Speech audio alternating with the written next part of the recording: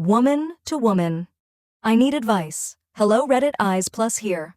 I met my husband during my university days in 2017. Back then, he was everything I ever dreamed of in a partner. Handsome, caring, and completely devoted to me. For 2 years we dated, becoming the couple everyone admired. When we got married, it felt like the perfect culmination of our love story. A year into our marriage, we welcomed our first child, a beautiful boy who looked just like his father. My husband was as supportive as ever, juggling work and home life effortlessly. He never complained, always made time for us, and made sure I felt loved and cared for. 5 years later, we now have 3 children. By all accounts, life should be perfect, but it's not. Everything changed after the fire. It was a nightmare I'll never forget. It started in the dead of night, and within minutes, the house was engulfed in flames. My husband's first instinct was to save the kids. He rushed them out, one by one, even when our youngest sustained burns on his hand. Once they were safe, he came back for me. But as he tried to lead me out, he stumbled. He fell face first into the fire. By the time he managed to escape, his face was unrecognizable. The burns left him scarred, his once handsome features now a painful reminder of that night.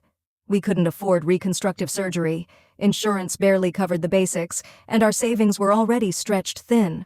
At first I told myself I would stand by him, the way he had always stood by me. But as the weeks turned into months, I found myself struggling. I didn't recognize him anymore, not just physically, but in every way that mattered. The man I used to admire had become a stranger. I know it sounds cruel, but I can't even look at him without flinching. His scars, the way they twist his face, haunt me. I've stopped sharing a room with him.